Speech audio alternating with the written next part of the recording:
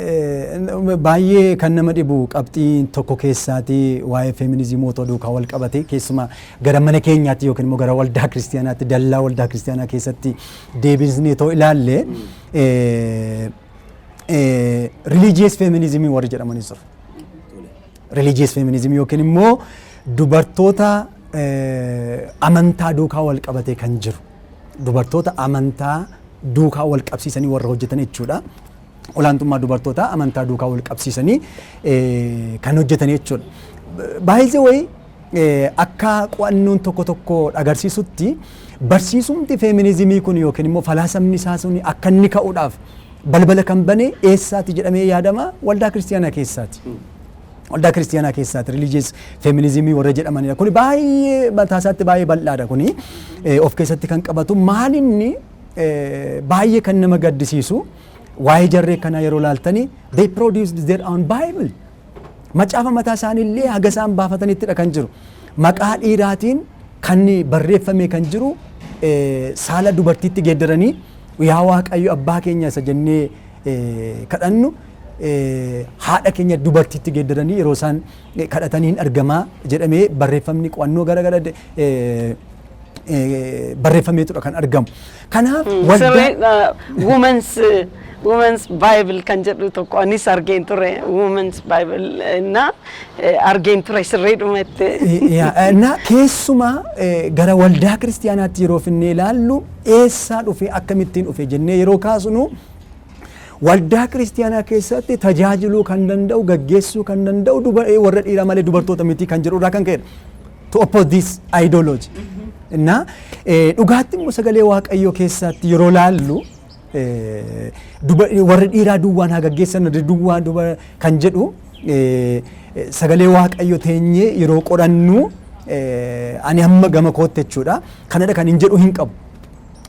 Kanaaf dubartiidha duwwaadha kan jedhu dhiira duwwaadha kan jedhu sagalee Waaqayyoo keessa kan hin argeeru hin qabu amma kootti kan hin dubbiseeru jechuudha. Kana falmuuf jechadha. Dubartoonni macaafa qulqulluu keessa inde qaama saalaatiin duwwaa maaf taa'eera. Dubaraan maaf hin taane. Kanaaf jecha qaama maqaa kallattii dhiiraatiin kan ibsamee jiru isa amma ingiliffaatiin isa issu jedhamti amaariffaatiin immoo isa jedhee kan macaafa oromiffaatiinis kan taa'ee jiru. Inni kun ishee Iraan dubbata aadaa sanaan aadaa warra Israa'eliin barreeffameera waan ta'eedhaaf. Itoo aadaa biyya Oromiyaa keessatti barreeffameera ta'e macaafni qulqulluu jalanis jibbinus aadaa Oromiyaa keessattidha kan inni ittiin kan calaqqeessu kan inni barreeffamu yeroo itti barreeffame sanatti immoo aadaa warra Israa'eliin waan tureef akkaataa sanattidha kan inni barreeffame kan barreessan isaan ta'e waan ta'eedhaaf. Kanaaf darreen kun maal gochaa jiru jechuudha har'a macaafa qulqulluu saalaan geeddaranii akkuma wangeelaawwan sila kaasanitti kallattii sanaatiinidha sagaleen Waaqayyoo har'a barreeffatanii kan jiran jechuudha. Religious feminismiin ka'ee jira jechuudha. Kanaaf waldaa keessatti jarreen kun harka galfataniiru jennee bakkeetti harka galfataniiru jennu eeyyeen harka galfataniiru. Baay'ee harka keessa galfatanii macaafa geeddaraniiru macaafa mataa isaanii baafataniiru kadhata yaa abbaa keenya isa jennu geeddaratanii jiru yaada keenya jedhanii kadhatu jechuudha. Egaa nuyi illee asirratti kan yaadamuu qabu nuyi abbootiin keenyi kaleessa engadda warri nu barsiisanii paasteroonni qeesonni yaa abbaa keenya jedhanii kadhatanii nu barsiisaniiru. Dhaloonni jenereeshiniin dhufaa jiru kun kitaaba kana itoo dubbisanii kadhata akkasii kana dubbisanii yeroo guddatanii gara fuulduraatti egereen waldaa kiristiyaanaa maal ta'uu danda'a. Torbee darbees kan hin kaase kan sababii kanaatiifidha. Egereen biyyaa maal ta'a? Egereen maatii maal ta'a? Kanaaf har'a dargaggoota irratti waldaa kiristiyaanaa keessatti illee xiyyeeffannaa guddaatti laannee kallattii kanaan hojjechuu qabaanna kan hin jedhee torbee darbees irra deddeebi'ee kan kaasaa ture sababii kanaati. Maaliif dhimmi kun dhimma waldaa kiristiyaanaa ilaallatudha. Dhimmi kun dhimma maatii hundumaa ilaallatudha. Dhimma maatii hundumaa ilaallatu waan ta'eedhaaf amantiitiin dhufaniiru, siyaasaan dhufaniiru, dinagdeedhaan dhufaniiru, kallattii hundumaa dhufaniiru jechuudha. Kanaaf dargaggoonni keenyi kallattii hundumaaniyyuu haa dhufani madaalli hundumaa safartuu hundumaa kan ta'e sagalee waaqayyoo qabannee dhugaa sanaan jiraachuun barbaachisaadha. Sana duwwaas miti aadaa keenya keessatti illee duudhaa aadaan keenyi qabu safuu aadaan keenyi qabu eeggannee jiraachuun barbaachisaadha. Hawaasa keenya keessaa baanee jiraachuu hin dandeenye. Maaliyyuu nama amantaa maaliyyuu paasterii haa taanu tajaajilaa haa taanu aadaa keenya keessaa safuu eegnee jiraachuun barbaachisaadha. World religion kan jedhu especially wangeelaawwan isan irrattidha maastersii kan hojjette na cultural do's and don'ts kan jedhu jira.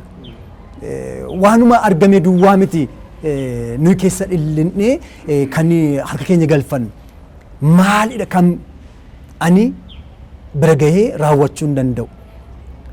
Aadaan koo kam naaf eeyyama, macaafni qulqulluu maal naa eeyyama, maalimmoo naaf eeyyamu kan jedhu akka nama waaqayyo tokkottis akkaataa namoota amantaa waaqayyoon hordofu tokkottis akka sana duwwaa otoo hin taane akkaataa nama hawaasa keessa jiraatuttis akkaataa nama maatii keessatti jiraatuttis maal raawwachuun natti jira maal raawwachuun natti hin jiru kan jedhu safarree ilaallee itti luuxuun nutti jiraachuu.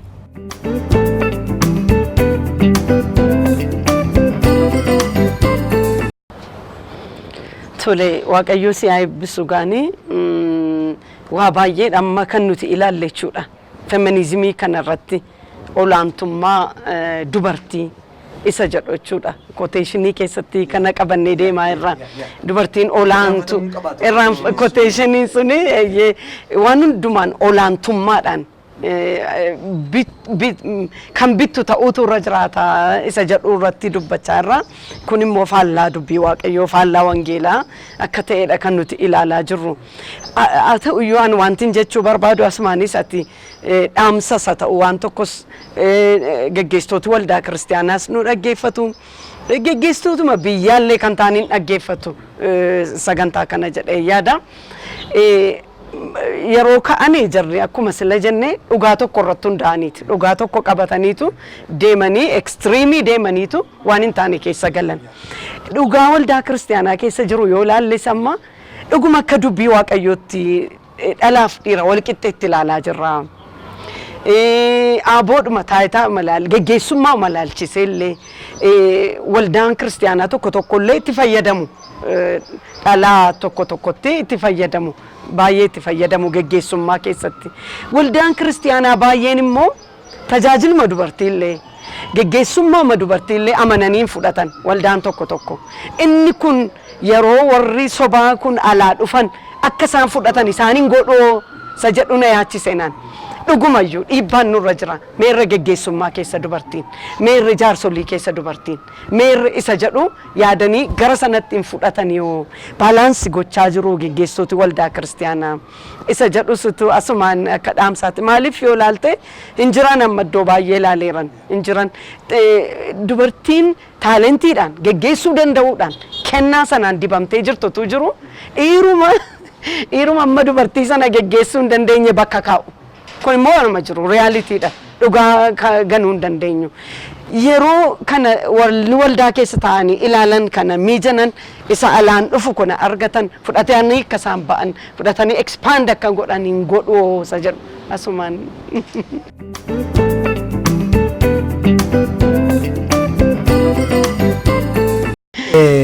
Dura ani gara amma tajaajila amman jiru biiroo waldaa muluu wangeelii keessatoo hin galiin iddoo amman jiru dura kolleejjii irratti barsiisaa macaafa qulqulluu achirratti barsiisaan ture. Yeroo baay'ee gaaffiin kun hin ka'a. Yeroo baay'ee women's versus leadership yeroo baay'ee ka'a yaanni kuni. Ani gaaffii barattoonni yeroo gaaffii kaasanii deebii gaaffiin tokko hin qaban. Waaqayyo ayyaana isaa kan kennu yookiin immoo ayyaana isaa kan kaa'u saala keenya irra dhaayi. This is my question. Kana waldaan kiristaanaa irratti hojjechuu qabaata. Waaqayyo namummaa keenya the whole personality eenyummaa keenya irra Kiristoos yeroo inni itti fannoo irratti du'e saala tokkoof miti waa'ee leadershipii duwwaaf miti hundumaafidha Kiristoos Iyesuus fannoo irratti kan du'e. hundumuu wal qixxeessuufidha. Eenyutiin gajjallaa iyyeetuu yookiin immoo gararraa kaa'uudhaafis miti. Fannoo Kiristoosiin hundumtu tokkodha. Tokko yeroo ta'u immoo kennaan adda adda haa ta'u iyyuu malee immoo kennaa sana Kiristoos yeroo kennu Waaqayyo yeroo kennu saala keenya ilaalee miti Waaqayyo kennaa kan kennu jedhu ani amantii kanan qaba. Sagalee Waaqayyo irraas immoo saala ilaalee Waaqayyo yeroo inni itti kennaa kennu sagalee Waaqayyo irraas dubbisa. Kanaaf waldaa kiristiyaanaa kana keessatti waldaan kiristiyaanaa kanarratti yaaddee irratti hojjechuun barbaachisaadha. Waaqayyo saala keenya ilaalee miti kennaa kan inni kennu. Gaggeessummaa gaaffii haqa jirumeen ilaallame. Waldaa kiristiyaanaa keessatti kwaayarii keessatti caalma kan faarfatan warra dhiiraa moo warra dubartootaati? Gara kadhataa gurmuu kadhataa koottaa ilaala. Gurmuu kadhataa keessatti caalmaatti kadhata keessatti kan hirmaatan dubartoota moo warra dhiiraati? Haqa jiru yeroo ilaalle jechuudha. Daaqonoota keessatti eenyudha kan ilaalu?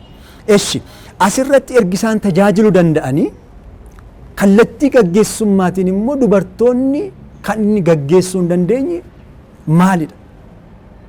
Angaaffii kan naaf ta'u yookiin immoo barattoota duukaa diilii kan goonu kallattii kanaatiin jechuudha.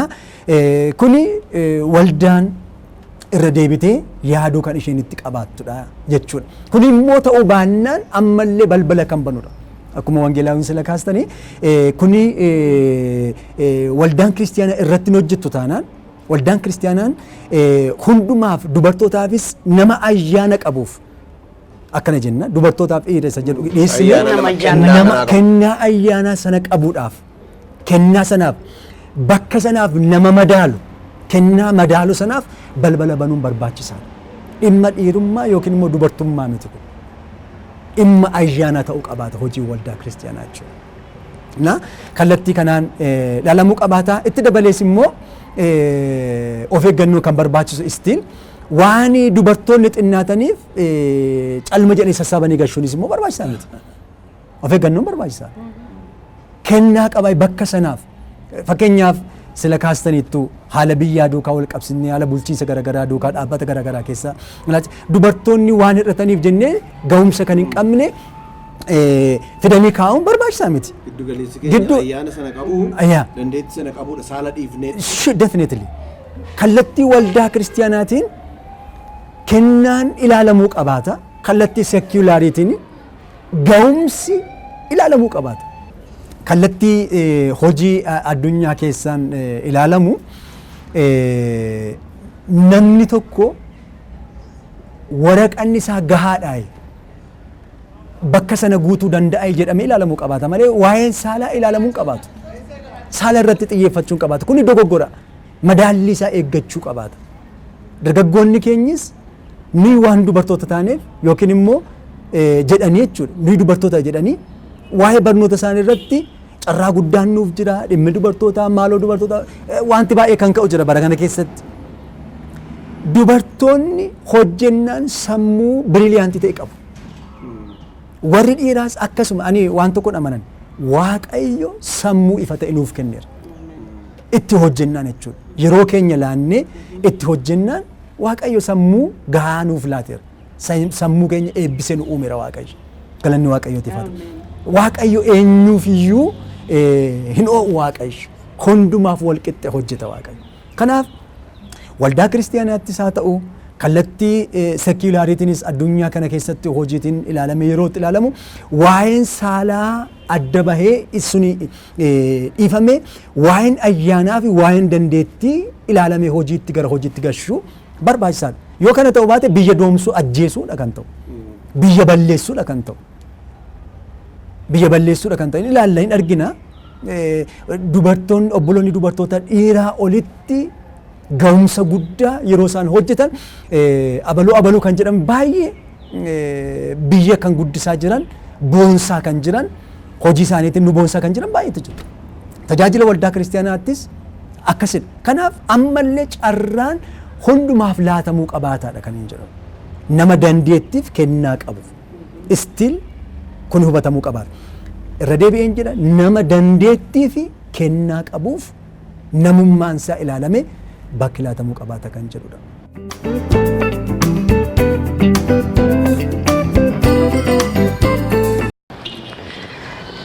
Tole gooftaan si haa eebbisu ammas ingidaa sin saame ta'een beeku amma gaan kallattiin keenya ammas dhimmas nuyi waa'ee gaa'ilaatti deebisna gatii ta'ee fi religion feminism inni jedhamu kuni amma gama abbaa manaa fi haadha manaa gidduutti dargaggoo bor wal fuudhuuf ka'an dargaggoota bor wal fuudhuu ka'an keessatti illee waa tokko buusuu qabna jedhee yaada inni maanni yeroo baay'ee amma maaltu kana fida jedhee yaada dubartiin homaan beektu murtoo keessatti mana keessatti illee horii irratti ikonoomii ilaalchisee murtoo ilaalchisee everything waan hundumaa ilaalchisee gaanii abbaa manaadha falaac qoraachisa jedhamu san kan inni godhu kanaaf ammas gama sanatti akka hin geessinee fi yaada tokkootu walitti qabnee jedhee yaada immoo gama keetii waan itti dabaluu barbaadde. Yaadi kee gaariidha. Waa'ee religious feminist kaasneeti waldaa keessa irra galfataniiru tun jaallatanii dhiibbaa karaa alaatuun ta'in karaa keessaas ta'utti jira. Kanaaf amma kan nu sila jennee nati kaaste tokko waldaan mataansaa dubartootaaf dhiira wal caalchiftee ilaaluuni jara kanaaf balbala banaa ijoolleen akka duuka sokkan godhasa jedhu kaafte akkuma kana abbootii manaatiif dhaamsa dhaamtachuudha. Abbootiin manaas yeroo abitu ni jedhamu sila sattiin jalqabnedha. Isheen immoo abitamtu jedhamu kuni maal akka ta'e horiitti olaantummaa abbaa manaa waan irratti olaantummaa akka hin taane akka beekanii fi yaada kan akka calaqqisiiftudha kan isheen kaafte. Maaliif yenna olaantummaa argisu ta'e utuun jaalatiin gurra yoo bute wanti kun barumsi kuni isheenis sirrii attee duuka sokkiti bakka ta'eefidha.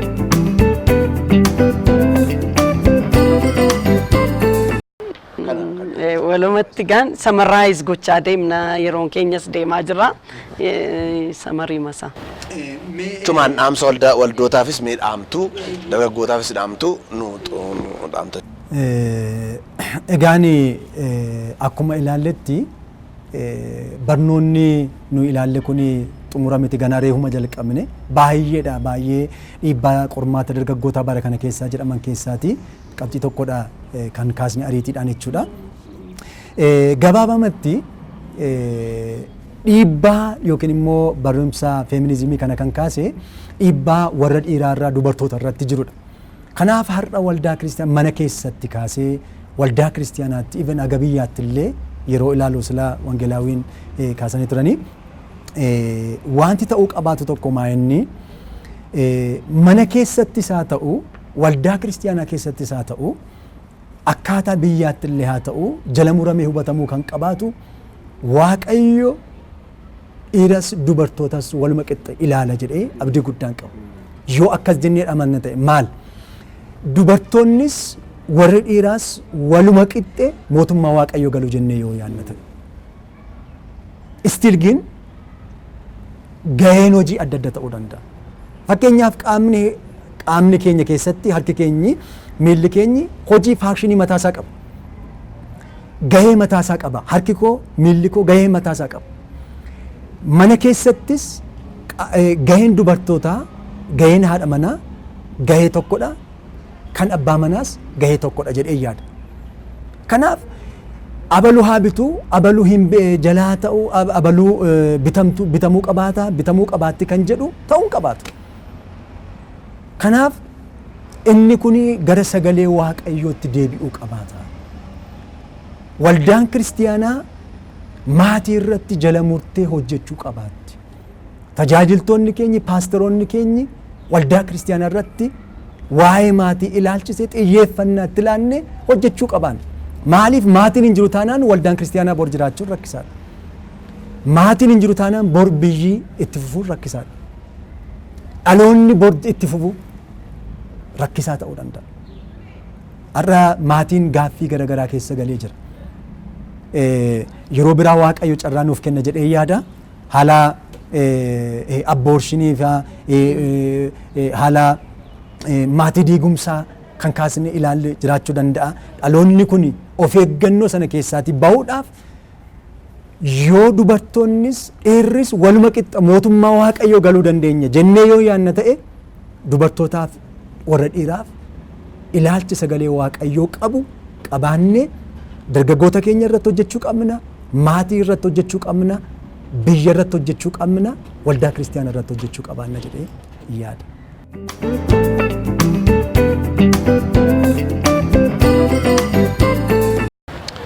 Galatoomii Wangeelaa Wigaa yeroo kennu laattee torbanoota walitti aansaa torbanoota sadanii yaada waa'ee barnoota amma waldaa kiristaanaa keessatti xiqqeessuma yaada dargaggootaa fudhatee badee gaa'ela keessatti rakkina isaanitti uuma jennu waa'ee olaantummaa dubartootaa isa duwwaasa barsiisu sanarratti yaada bal'aanuu laatte Waaqayyoo guddaa si haa eebbisu jechuu barbaanna.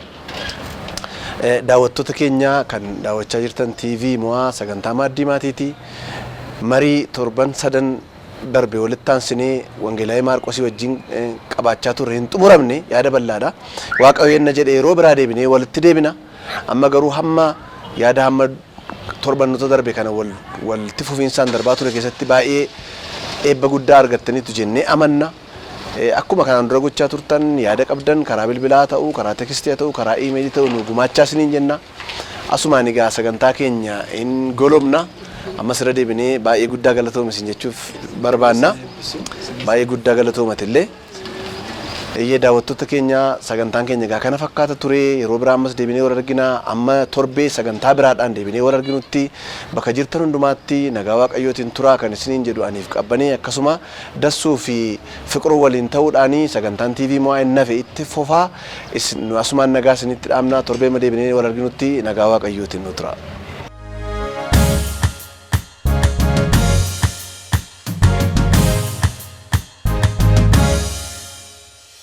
Mo'a